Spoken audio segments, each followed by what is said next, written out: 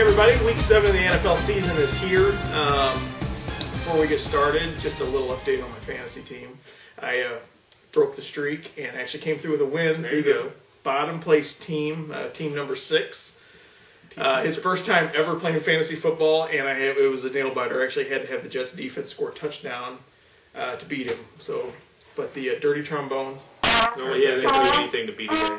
But this week, we ourselves have a little battle between Hoof-Hearted Ryan and the Dirty Trombones, and I see myself killing you, so good luck. Except he's got Vic and McCoy and everyone's on the bye, so it's my week to shine. That's alright, we'll persevere and we'll win. Yeah, whatever. Let's just get straight to it. Don't we want to do our last week's records? Did we already do that? No, we haven't done that yet. Pretty sure we did. No, don't think we did. I'm pretty sure. You want me to start? Yeah, I thought we did it, so go ahead. No. I was 9-3-1 last week. For the last 2 weeks, I'm 18-7-1. Well, Lottie frickin' God! And my lock, I did win. That was the New York Jets. They did cover the 7 points. So I'm 2-3 for my locks. I'm 2-3 on upsets. Buffalo pushed the spread, didn't win. Overall, I'm 45-41-4 for the season. Good for you. All right. And Do you want to tell everyone how you did?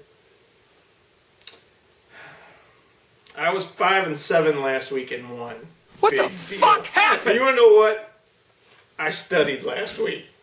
What does that tell you? You didn't do well in school. That's what it tells me. 44, 42, and 4 overall. I'm still above 500, but last week blew. So this week I will do better, I promise. Speaking of this week, Chicago going to London to play Tampa. Chicago's a 1-point favorite. I'm going to go ahead and take Chicago. I think Tampa looked great last week after getting demolished the week before.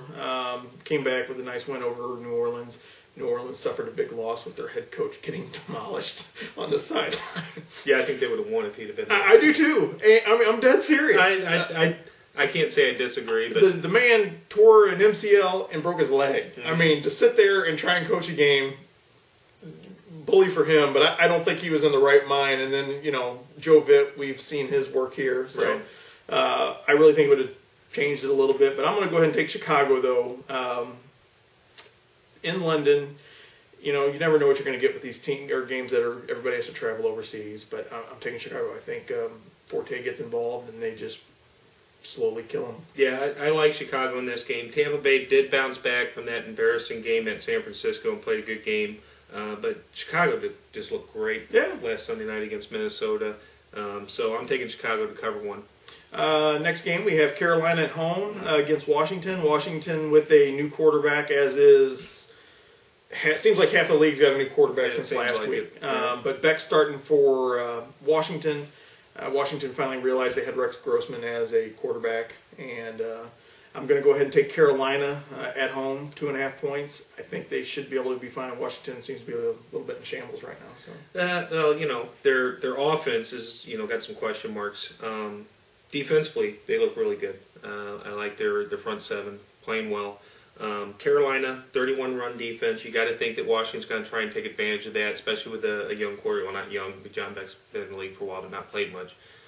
But Carolina at home, they've had some close games. They've played really well. They're still 1-5. I look for this game for them to finally hopefully turn the corner and get a victory. I'm taking Carolina to cover 2.5. It seems like Carolina's better than 1-5. Yeah. Yeah. So, but I think at home they're maybe the tide starts to roll in their favor. Next up, we have San Diego going to the New York Jets. San Diego's a 2-point favorite as an away team. I'm actually going to go ahead and take San Diego. Once again, San Diego's defense I think is good enough to keep Sanchez from beating them. Antonio Gates is back.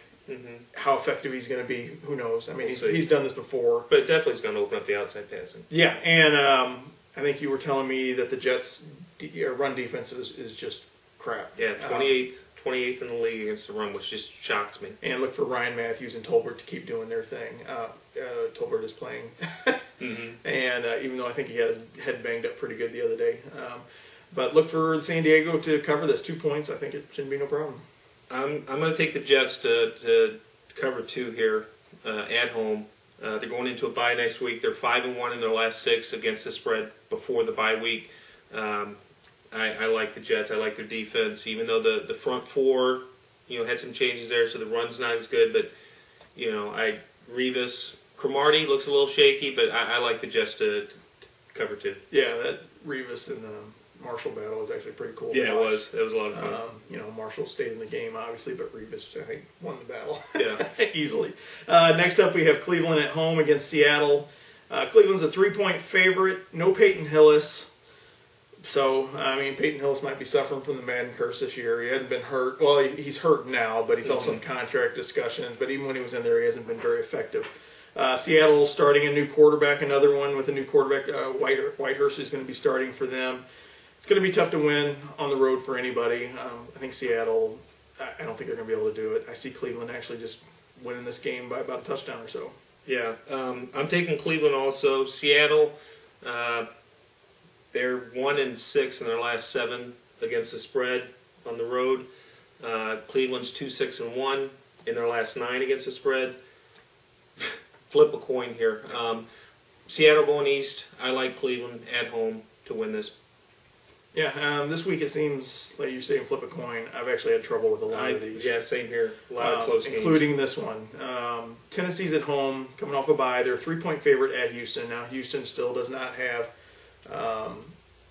the big guy. Andre Johnson. Thank you. But they do have Foster.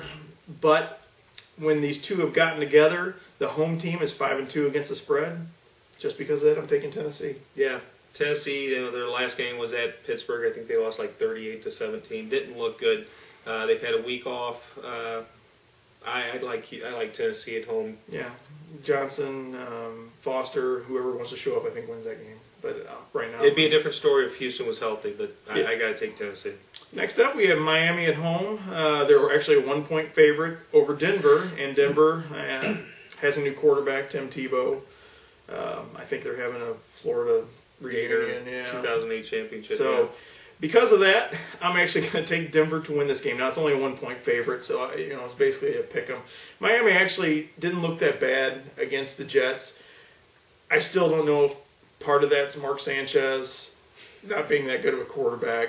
But Miami actually, I think, was out gaining them in yards at one point, even though they were losing the game. But I'm going to go ahead and take Denver with Tebow starting this one. Whatever, this guy likes to win. This guy's got a chip on his shoulder. I'm personally sick of his crap, but I'm going to go ahead and take him, though, to win this game at Miami. Yeah, and I'm going to take Miami to cover 1 at home. I just, both of these teams combined are 1-9 against the spread this year. I could almost see them pushing to just when someone, Miami winning by 1 But I've got to take Miami home. Their defense looked pretty good against the Jets last week, and I think that will be the difference. Next up, we have Detroit at home against Atlanta. Detroit's a 3.5-point favorite. Detroit had it, they didn't have it handed to them, but I think San Francisco's D kind of made who knows, maybe that shows the rest of the league how you can actually slow them down. I still, though, Atlanta hasn't really impressed me at all this year. I mean, when they get Turner going, they still do have Roddy White. I think Jones is not active this week, is he? No. Okay. Not playing. I'm going to go ahead and take Detroit. 3.5 points. I think they rebound from their beating last week. Yeah, San Francisco, their last 2 games, what they've done is that offensive line has just pounded the run. They pound the run, and sooner or later it wears down the other team. And to me, that's what Atlanta has to do. You've got to get Michael Turner the ball. Atlanta is 3-0 when Turner has more than 20 touches running the ball. So, to me, Atlanta runs the ball. They keep it close. May not win, but I see them covering 3.5. Yeah, and speaking of San Francisco last week, right now you can put San Francisco in the NFC East, and I think they'd be leading that division too. So props to the NFC West. The one team we can actually exactly hang our hat on. Right. Next up, we're going to go to Oakland, and Kansas City goes to Oakland. Oakland's a 4-point favorite. Carson Palmer's not starting in this one, so they're going to go with Bowler. Seen that, don't like it. Yeah, he hasn't looked that good in a couple years, and I think he had some receivers too, and he still didn't get on the ball. So I don't know if that's going to be that much for what they paid. I think they're going to be hurting. I'm actually picking Kansas City to cover this 4 points, and this is my upset of the week. No Janikowski, and that is the reason why I'm picking Kansas City. Janikowski has almost been their MVP for the year. That is a huge difference. Yeah. Huge difference. And I'm with Jason. Kansas City, my upset pick. Kansas City is 7-1 straight up at Oakland the last 8 years. Without Janikowski, without the quarterback, I like Kansas City. They played well after those first 2 weeks when they looked absolutely terrible. Yeah. They've really turned it around. I like Kansas City to come off a bye week and take this game. Next up, we got Pittsburgh going to Arizona. Pittsburgh's a 4-point favorite. Arizona hasn't showed squat this year. Cobb and Fitzgerald just haven't really. I thought maybe that would kind of be a difference maker on their team. It hasn't proven to be that. Mm-hmm. I'm going to go ahead and take Pittsburgh. I know they didn't cover last week, but this is a 4-point spread even though they're on the road. As long as they can keep Ben Roethlisberger from getting beat up, they should win this game. You've got to think that they got worked a little bit of practice after that game last week. Like you said, Cobb, Fitzgerald, going against the number 1 pass defense in Pittsburgh, giving up 157 yards a game. I don't see it getting too much better this week. I like Pittsburgh to cover 4. Next up, we have our St. Louis Rams traveling to Dallas. Dallas looked decent in that game against the Patriots up in Foxborough. I am going to go ahead and make this my lock of the week, as I have every week since the Rams have played. And I'm going to go ahead and take Dallas to win this game. Unlike last week when I think Green Bay took the foot off the gas. I don't think they did. Really? I don't think they did. See, I think they were trying. I could tell they were a little frustrated after the game.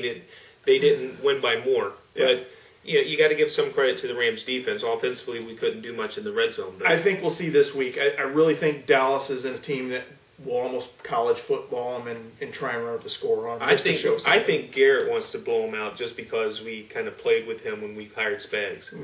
Yeah, but I think St. Louis might be trouble. Oh, no Sam Bradford. No Sam Bradford. You got A.J. Feely.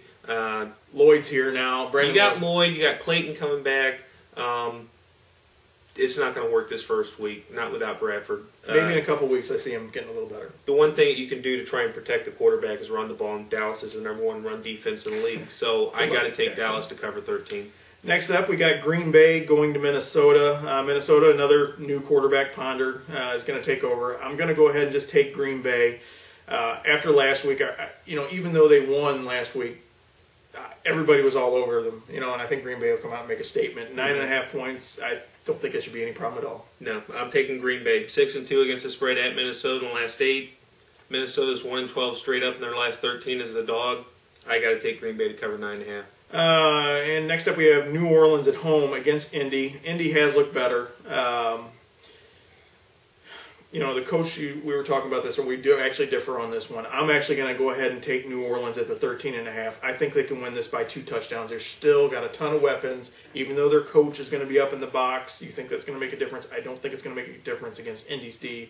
I don't think they'll be able to keep up with New Orleans. So I'm going to go ahead and take New Orleans. Yeah, and I'm going to take Indy to cover 13.5. It's not just the play calling during the game. It's the preparation during the week and everything Peyton's going through. It's got to alter their schedule a little bit. The other reason, you got Olin Kreutz, one of their starting linemen, is decided that he's done with football. That puts a chink in the armor. And the New Orleans defense, they have not looked good all year. They're decent, but they're not the same as they were a couple years ago, forcing all the turnovers. I like Indy to cover 13.5 here. Next up, we have Baltimore on Monday night at Jacksonville. Jacksonville's going through some growing pains right now. Baltimore's looked good actually great at times. I'm going to go ahead and take Baltimore to cover the 8 points. Enough said. Yeah, I'm taking Baltimore. They're the top scoring defense in the league. I don't see Jacksonville shutting them down. I like Baltimore. It's my lock of the week. I'm taking Baltimore to cover 8 on the road. Okay, I will try and do better. I hope to do the same. If he gets better, you need to start loading the money up on his side. Our Cardinals are in the World Series. Good luck to the Cardinals. I know we lost a heartbreaker last night, but we're going to turn around. We're taking 2 out of 3 in Texas. I agree. See you guys. Take care. Whoa! No, that song's for losers. This is how we do it.